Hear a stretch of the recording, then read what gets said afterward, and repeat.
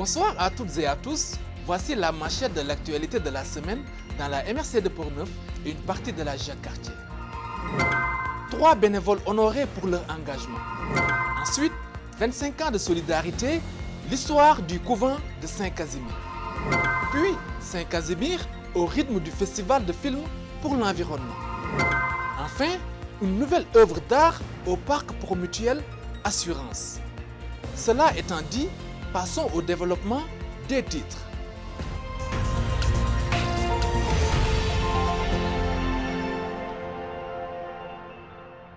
Trois citoyens de Portneuf ont été honorés lundi pour leur engagement bénévole au sein de leur communauté. Le député de Portneuf, Vincent Caron, a remis des médailles à Lorraine Bessette, Régent Leclerc et Jean-Claude Paquette, soulignant des années d'implication dans différents secteurs, notamment auprès des aînés, des personnes dans le besoin et dans les services d'urgence. Notre équipe était sur place pour cette remise de médailles. Comme depuis mes tout débuts en ma qualité de député, j'ai toujours mis un point d'honneur à souligner, comme il se doit, l'implication des Portneuvoises et des Portneuvois qui se démarquent dans la communauté. Et je le fais notamment en remettant la médaille du député à celles et ceux qui se distinguent tout particulièrement. C'est un geste que je n'ai pas voulu banaliser, je n'ai pas voulu remettre beaucoup de médailles, je tenais vraiment à ce qu'on fasse une sélection en équipe et puis qu'on retienne des noms comme ça qu'on sait, de personnes qu'on sait très impliquées dans Portneuf. Pour vous donner une idée, depuis mon premier mandat, j'ai seulement remis 3 médailles en moyenne par an. C'est un geste que je trouve particulièrement fort, car il permet de mettre en lumière celles et ceux qui s'impliquent, souvent dans l'ombre, ou qui réalisent de petits gestes au quotidien, mais qui ont un impact immense dans notre communauté. Et Madame Bessette, Monsieur Leclerc et Monsieur Paquette, vous en faites partie. Vous vous caractérisez par ce désir d'aider vos concitoyens et vos concitoyennes, avec souvent et toujours même une profonde humilité. Alors Madame Bessette, honneur aux dames, bien entendu, je vais vous parler de Madame Lorraine Bessette. En 2007, à sa retraite de la commission scolaire CRI, Madame Bessette a fait le choix de s'installer à Saint-Marc-des-Carrières. La raison, l'un de ses fils y demeurait et il y avait toutes les infrastructures de sport disponibles pour se maintenir en pleine forme. Et on y a ajouté le gymnase encore tout récemment. Donc en effet, Saint-Marc est un endroit où il fait bon vivre et où on peut pratiquer l'activité sportive sans aucun problème. Et ce choix de Saint-Marc-des-Carrières a été des plus bénéfiques pour la communauté de l'Ouest. On a été chanceux de vous voir arriver, car à peine 2 mois après votre arrivée, Madame Bessette, vous vous êtes impliquée comme bénévole au centre d'hébergement de Saint-Marc-des-Carrières. C'est d'ailleurs là que je vous ai rencontré pour la première fois.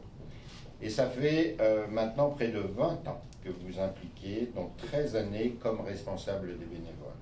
Pour toutes ces raisons, Madame Bessette, j'ai l'insigne honneur de vous décerner aujourd'hui la médaille du député. Alors vraiment, c'est un honneur pour moi de vous remettre cette médaille parce que j'ai beaucoup d'estime pour vous et je sais que vous vous impliquez avec cœur, avec détermination pour celles et ceux qui en ont besoin. Donc encore une fois, félicitations.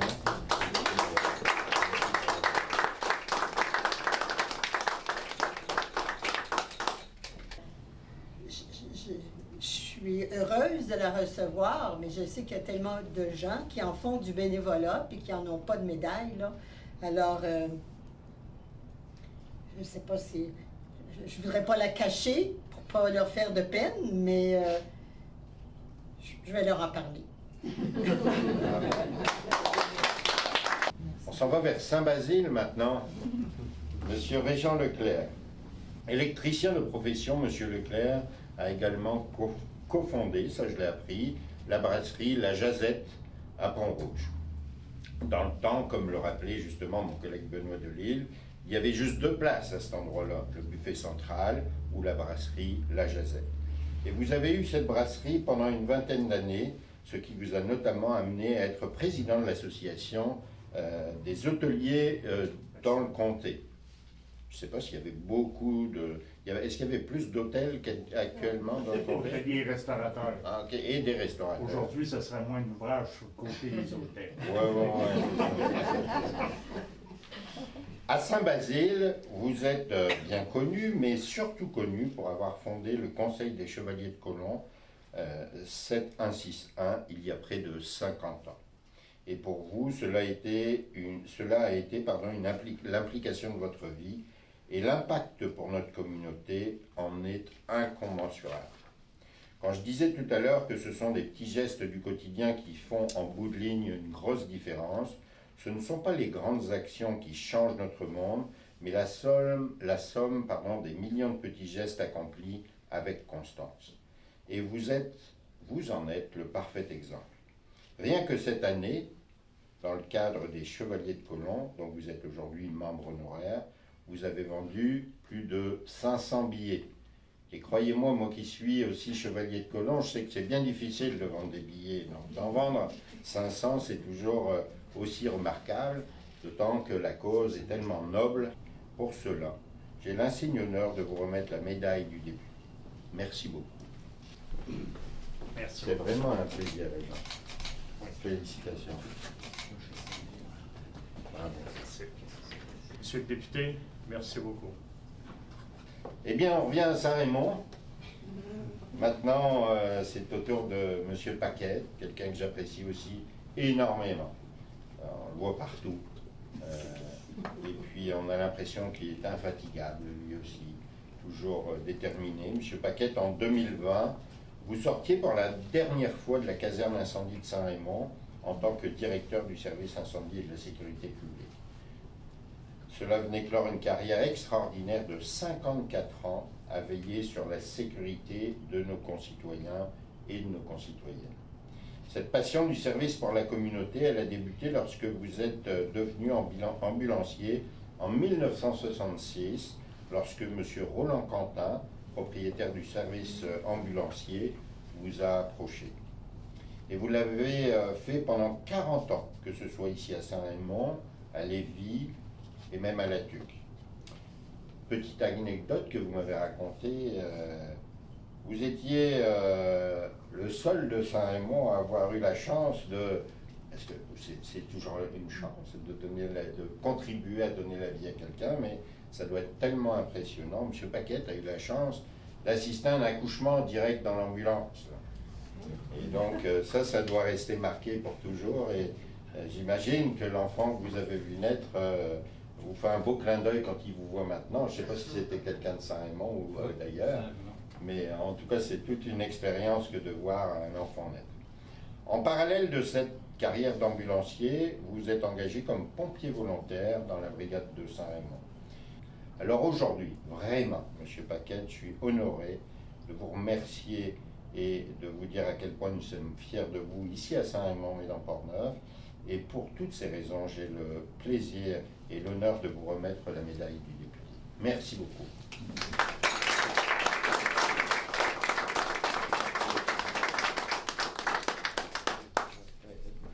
Bravo. Merci. Merci à tout le monde d'être ici. Et puis, longue vie. Moi, j'ai juste, disons que je suis le doyen des deux autres parce que je vais avoir 85. Fait que, puis, je suis pas le bénévole qui dérange et puis qui nous arrête et pour continuer en région. Oui. Merci. À Saint-Casimir, le Festival de films pour l'environnement vient de conclure sa 22e édition. 5 jours où le cinéma engagé a pris toute sa place. Du 5 au 9 août, projections, débats et créations kino ont rassemblé un public passionné par le 7e art. Reportage Patrick Fortin et Marie-Guimond Simard.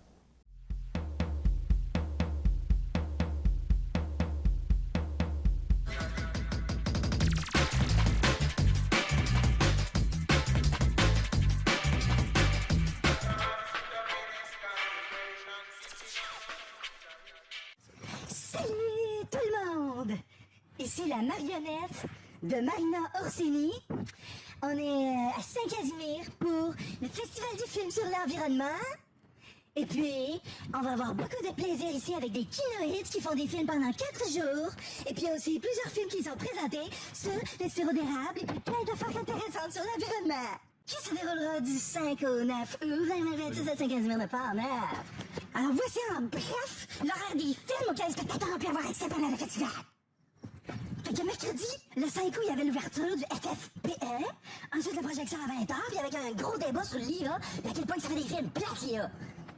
Ah, mais franchement, les robots, ça donne la nausée. C'est pour ça qu'on a appris qu'il fallait y aller à petite dose. Parce que s'il y a trop d'IA, ton film devient plate. Alors, jeudi le 6 août se poursuivait le cabaret Kino de Saint-Casimir avec une projection rencontre, Les copains d'abord, un film de Marie-Lou Moller et Thomas La Liberté. Il y avait aussi une version sauvage de 52 minutes. La réalisatrice, c'est Cécile. T'as connais-tu, Cécile? Quand elle se passe les cheveux, c'est... Ensuite de ça, il y avait un 5 à 7 avec un atelier de cinéma avec tous les réalisateurs, l'équipe pis tout. Réalisation rencontre, l'érable à souche, de Kate Jamet, puis un film de Martin Bureau, c'est super, ça s'appelait Plus rien n'est égal par ailleurs, 66 minutes. Puis après ça, t'es allé au bar boire des bières. Vendredi, à 9h, commençait le cabaret Kino de Saint-Casimir. Là, les réalisateurs devaient courir vite, parce que sinon, ils n'allaient pas finir le film à temps. Il fallait présenter samedi soir. Puis en plus, il y avait de la pizza, puis tout d'inclus. C'était rien que 27 piastres.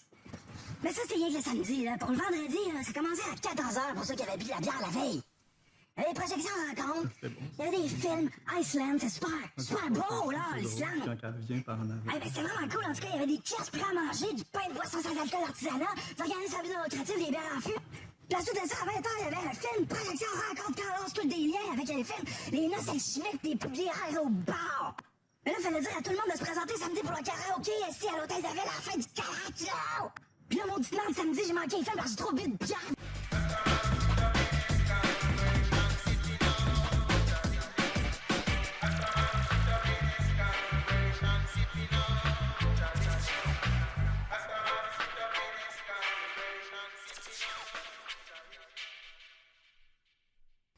Quand vous êtes prêts, gang, ça enregistre. OK. Fait que Pierre et Daphné, salut. Salut Laurie. Fait que vous êtes des participants au cabaret Kino du Festival des films pour l'environnement. Est-ce que c'est, premièrement, est-ce que c'est votre première fois? C'est ma première fois à Saint-Casimir, ouais. C'est Nico, mon DOP, qui m'en a parlé, mais ça fait longtemps qu'on prépare ça. Mais dans le fond, j'ai déjà fait Rive-Sud, là qu'on s'est croisé avec Daphné, et j'ai fait Québec, Vitesse Lumière. Puis toi, Daphné?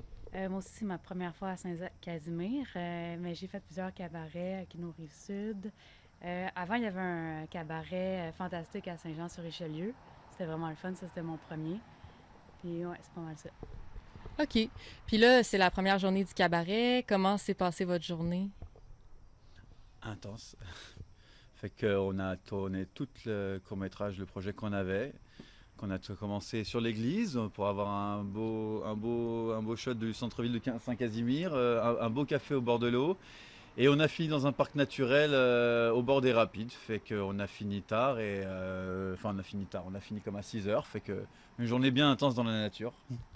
Et toi, t'as-tu aimé ta journée? Ouais, moi j'ai trouvé ça malade. J'en ai fait plusieurs des tournages, une 50aine déjà, puis je trouve que c'est dans les tops, là. C'est vraiment le fun, on courait dans le bois, puis à la recherche d'un monstre, puis c'est vraiment cool. OK. Fait que c'est toi le réalisateur du film? C'est toi qui a écrit l'histoire? Ouais, dans le fond, c'est ça. Nico avait juste comme le goût de faire un truc où il pourrait faire des plans en séquence, qu'on pourrait voir vraiment la ville, et il avait envie qu'on aille voir un peu les alentours. Fait qu'à partir de ça, on a inventé un peu l'histoire d'absurde de gens qui chassent un monstre, et qu'ils partent un peu du centre de Casimir, puis ils vont à la nature. Fait que ouais, j'ai écrit ça il y a comme un couple de mois, puis voilà, j'ai réalisé aujourd'hui. Ouais. OK. Puis toi, tu faisais quoi dans le film? Ben, moi, j'allais à une date, mais finalement, ça me tentait pas vraiment de faire cette date-là parce que je suis chasseuse de monstres. Donc, j'avais des préoccupations plus importantes. Fait que finalement, ma date m'a suivie. Même si je sais qu'il faut pas que les humains connaissent qu'il y a des monstres. Fait que c'est ça. Je suis allée chasser le démon. Puis finalement, on l'a vaincu. OK. Puis comment s'annoncent les prochains jours? Dans le fond, le cabaret, ça dure 3 jours. Puis là, il reste demain, vendredi, puis samedi. Fait que comment ça s'annonce, ça? Dans le fond, là, ça s'annonce avec comme beaucoup de montage pour moi, pour faire ce court-métrage. Puis je pense je m'autoriserai des pauses pour aller tourner ou aider les autres gens sur des petits projets à côté de ça, puisqu'il reste quand même plus de 2 jours. Ouais. Donc dans le fond, ça s'annonce, j'espère, beaucoup plus chill qu'aujourd'hui. Bon, bonjour. Est-ce qu'on peut commencer par une petite présentation, chacun votre tour? Léo Denis Carpentier, directeur fondateur du Festival de films pour l'environnement à Saint-Casimir. Gira Kotimi, responsable de programmation du Festival international du cinéma Vue d'Afrique à Montréal. Super. Est-ce que vous pouvez nous parler de ce qui se passe aujourd'hui, pourquoi on est rassemblés devant l'église de Saint-Casimir? C'est que depuis quelques années, 2018, on a une entente avec le Festival Vue d'Afrique. Donc, on a décidé cette année de présenter 4 films qui viennent de la programmation de Vue d'Afrique. Donc, Kotimi avait programmé à Montréal. Donc, c'est pour ça qu'on est ici ensemble aujourd'hui. Voilà, donc moi, je suis venue pour accompagner cette programmation et puis rencontrer le public aussi et puis soutenir. Okay. Puis comment vous avez trouvé la projection? Comment ça s'est passé? Moi, c'est sûr nous, les deux, on les a vus les films même plusieurs fois, tu sais.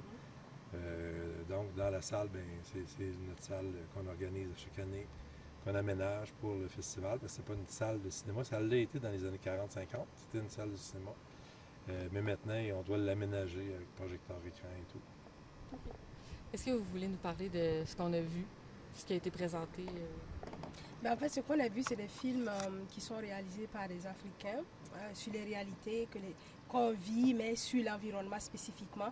Parce que justement, c'est ce lien-là c'est ça qui nous lie avec le Festival de Port-Neuf, parce que nous, on a une section développement durable qui réunit les films qui traitent seulement des questions de l'environnement. Bien sûr, on a d'autres sections, développement durable, droit de la personne, agir pour l'égalité, c'est plus pour les femmes, et puis les longs métrages classiques, documentaires, fiction, courts-métrages. Animation, série TV aussi. Donc, je pense que pour aujourd'hui, on a vraiment vu les questions d'actualité. Ça veut dire comment notre position vis-à-vis du téléphone, de l'écran. Marina Orsini pour une entrevue spéciale avec Marie. Je parle vraiment de même, donc ça va être drôle. D'accord. Moi, je prends ça au sérieux. Là. Est-ce que tu t'attends à toi, tu peux prendre ça au sérieux, mais moi, je suis un peu débile. Non, mais je veux dire, est-ce que vous voulez du style que moi, moi, ce n'est pas une marionnette, je suis en train d'être avec quelqu'un qui me passe pas dans l'entrevue. Oui, exact. Comme T'es si pas avec c'était sérieux. T'es avec Marina Orsini, t'es une star. OK, alors, c'est parti, action. Alors, ici Marina Orsini pour une entrevue spéciale avec une kinoïde qui a fait un film toute la fin de semaine. C'est pas le toute la fin de semaine. Oh oui. On recommence. Alors, ici Marina Orsini, qui est avec Marie, une kinoïde qui a fait un film pour le festival. Alors, Marie? Oui, c'est mon nom. Je me demandais quelle était ton expérience ici à Saint-Casimir. Alors, moi, c'est mon deuxième kino cabaret de Saint-Casimir. Donc, j'avais déjà une expérience un peu d'ici. Donc, je t'avais préparé et ça s'est super bien passé. Je savais ce que j'avais en tête. Je savais que je voulais faire ça minimaliste, mais beau. Donc, mon tournage s'est bien passé. J'ai été dans les temps. Mon montage s'est bien passé. Puis, j'ai eu du temps pour collaborer sur d'autres films aussi. Fait que j'ai beaucoup aimé ça. Ah, c'est franchement génial, les gens qui font des films! Alors, c'est quoi ton prochain projet, Marie? Est-ce que tu as un autre cabaret de création en vue? Bien là, c'est en ligne peut-être le cabaret, le Kino Rive-Sud et le Kino de Québec, à voir si je participe encore. J'aimerais peut-être à un moment donné en faire un plus relax, de juste faire de la collaboration, pas de film à moi. Mais sinon, oui, des idées de films, ça ne me manque pas. Moi, c'est de bien choisir lesquels que je vais faire. C'est ça la difficulté. C'est vrai que ça doit pas être facile de faire du cinéma. En tout cas, moi, je te trouve tout courageux en maudit. J'espère que vous avez eu des chips en masse. Demandez sur sa démarche artistique.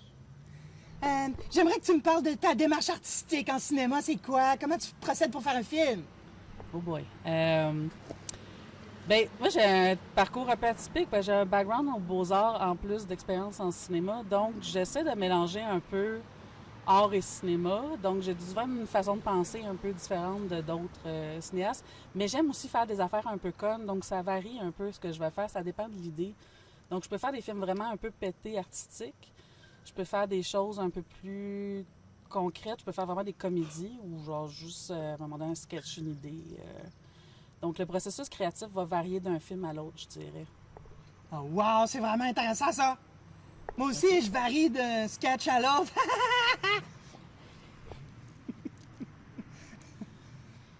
En tout cas, merci beaucoup, Marie, pour ton temps.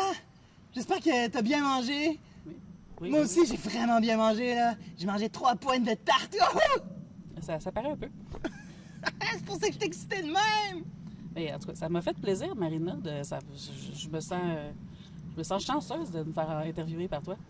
Hey, moi aussi, je me trouve chanceuse. En maudit!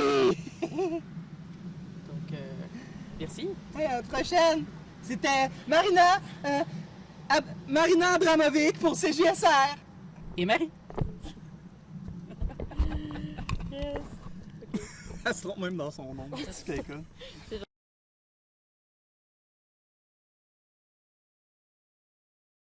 Une nouvelle œuvre d'art public fait maintenant partie du paysage du parc promutuel Assurance de Saint-Raymond.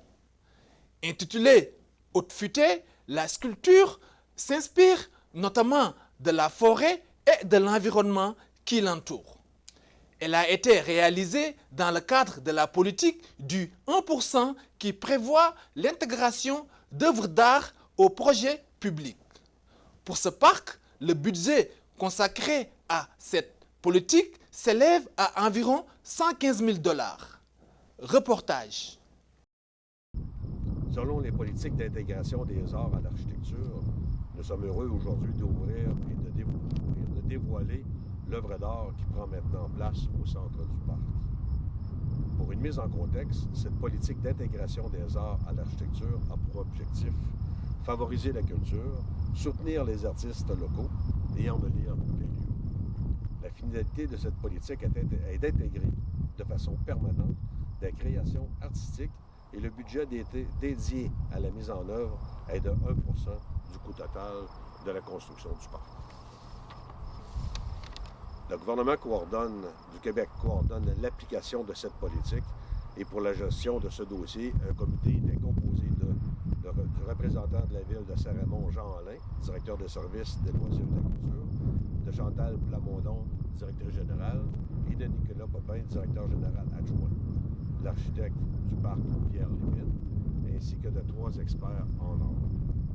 Ce comité a sélectionné des artistes qui devaient faire partie du fichier des artistes invités à proposer une œuvre. À la suite de l'étude des dossiers, des candidats et du processus de sélection, 3 artistes ont été retenus, tous de la région de Québec. Au centre de ce rond-point, l'arbre se dresse comme une présence essentielle au cœur d'un monde en perpétuel mouvement.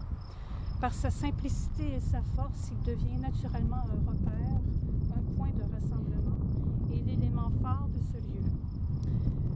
Ce n'est pas par les mots, mais par la forme et la matière que cette œuvre rend hommage à la forêt. Haute Futée rappelle les grands piliers de cet écosystème vivant. Ces présences verticales qui structurent l'espace, qui emportent l'âme et qui dessinent l'architecture naturelle de la forêt. Installée au cœur du parc, l'œuvre invite à la contemplation et réaffirme notre lien essentiel avec le végétal.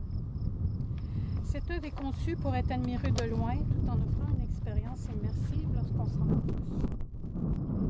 À distance, elle s'impose de façon fière et solennelle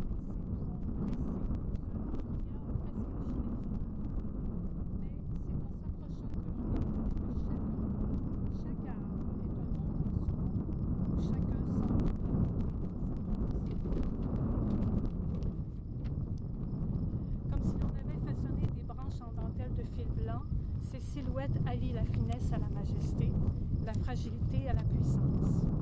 La forêt occupe d'ailleurs une place particulière dans mon propre rapport. Pour moi, elle est un espace presque sacré. C'est un lieu où je peux ralentir, respirer et retrouver une forme de calme. J'y trouve du réconfort et un profond sentiment de bien-être. C'est aussi cette expérience personnelle que j'ai voulu faire entrer dans Haute Futée. sans vouloir rivaliser avec la forêt, qui demeure à mes yeux infiniment plus complexe et plus belle que tout ce que je pourrais créer.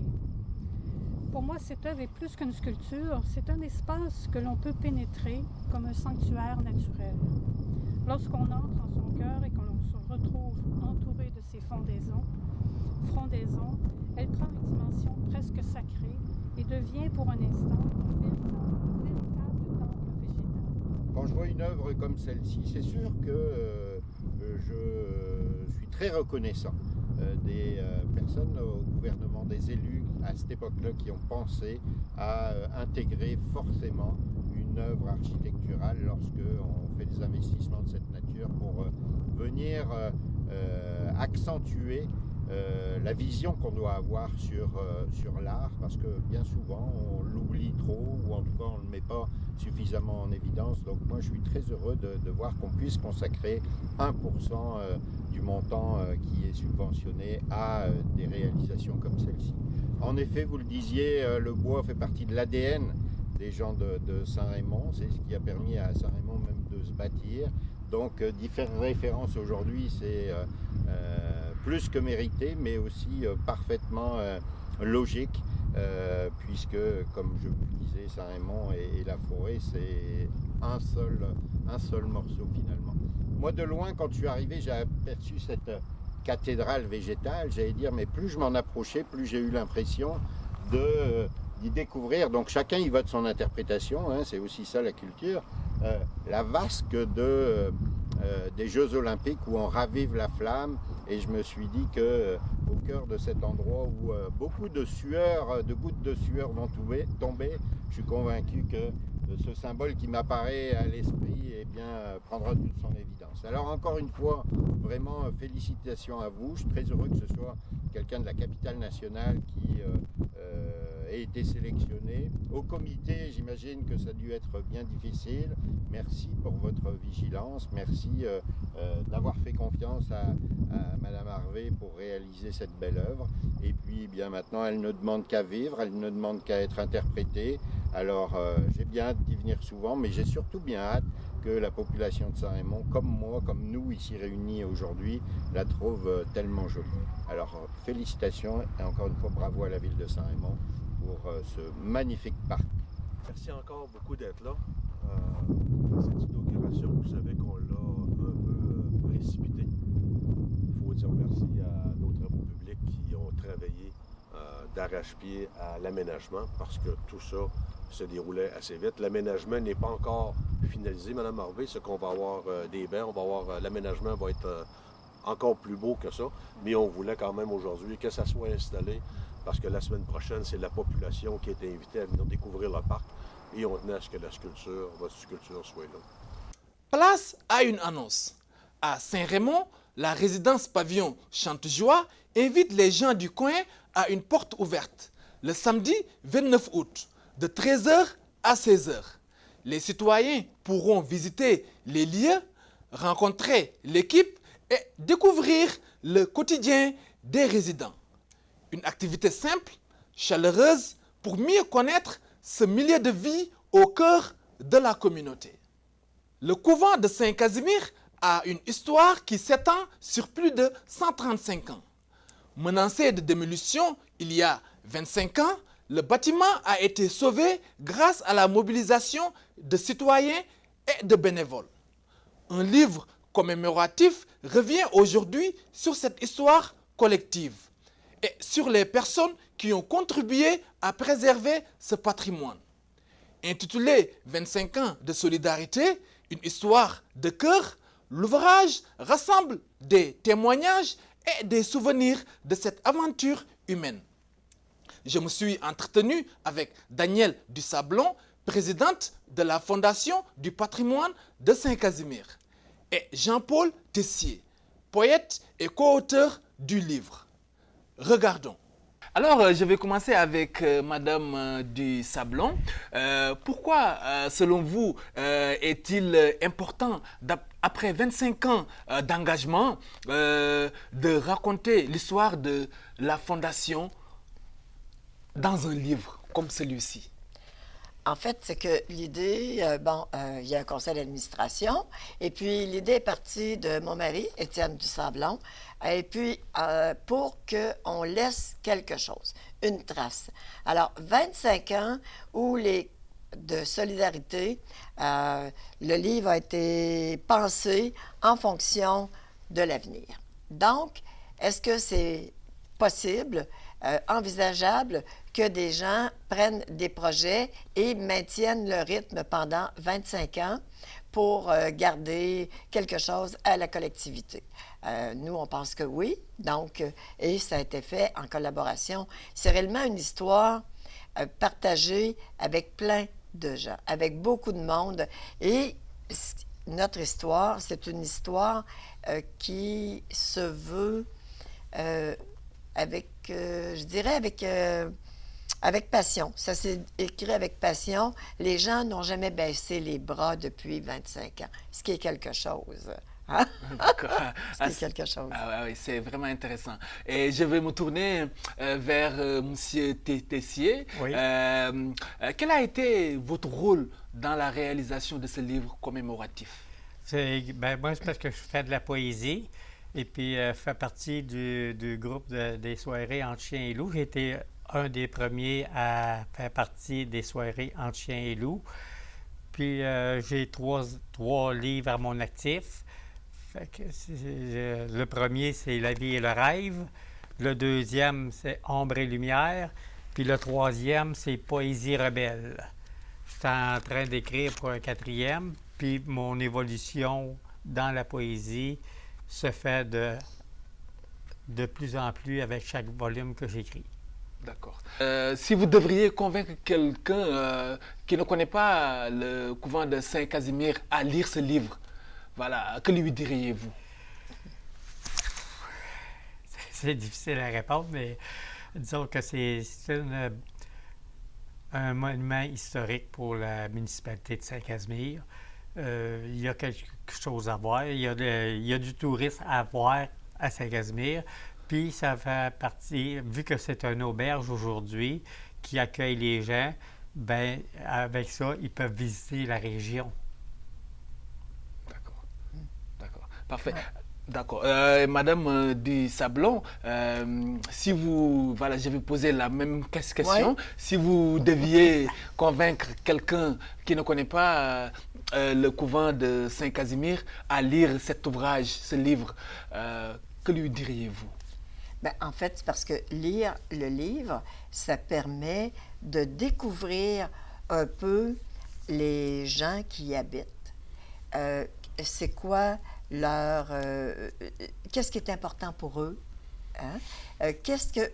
c'est... Le livre, c'est une photographie qui est échelonnée sur 25 ans, qui raconte, en fait, c'est quoi Saint-Casimir, qui raconte les gens. Parce que, oui, le prétexte, c'est peut-être la protection du patrimoine. Hein? On a sauvé le couvent de la démolition, mais c'est tout ce qui s'est fait, les employés qui ont travaillé là. En fait, c'est que le livre, il raconte toutes ces choses-là. Et le personnel, on ne peut pas rien faire tout seul. Des fois, les gens... Exemple, il y a des dignitaires qui viennent à Saint-Casimir. Là, ils me nomment. Mais moi, je voudrais toujours rentrer en dessous du plancher parce que ça me gêne. C'est un projet collectif. C'est un projet qui a été réalisé par plusieurs personnes. Alors, donc, pour découvrir un peu une page d'histoire, bien, ça serait de lire le livre parce que ça raconte c'est tellement, l'éventail est tellement diversifié. C'est tellement... les gens, en lisant le livre, ils vont s'apercevoir, la bâtisse, c'est comme si elle était vivante. C'est une histoire, c'est ça, c'est une histoire de cœur, une histoire de passion. Et puis, je dirais, les comédiens de cette histoire-là, c'est du vrai monde. C'est du monde qui ont fait ça par amour pour leur milieu, leur collectivité. On est fiers. Moi, je dis tout le temps, Portneuf, mon pays, mes amours. Moi, je suis fière d'être quelqu'un de la région de Portneuf. Je suis fière de ce qui se fait dans Portneuf. J'aime Portneuf, j'aime la diversité et surtout, j'aime parce que les gens sont respectueux. Alors, peu importe que tu sois quelqu'un qui vient d'un milieu défavorisé, qui ait 4 diplômes universitaires, comprenez-vous? Peu importe, les gens sont respectueux et ils veulent faire de quoi. Et Portneuf, c'est réellement, tant qu'à moi, là, c'est la plus belle région du Québec, c'est Portneuf. Ainsi se termine ce téléjournal hebdo. Maintenant, place à la météo, suivi de votre émission Interrogé. Merci d'avoir été des nôtres et à la semaine prochaine.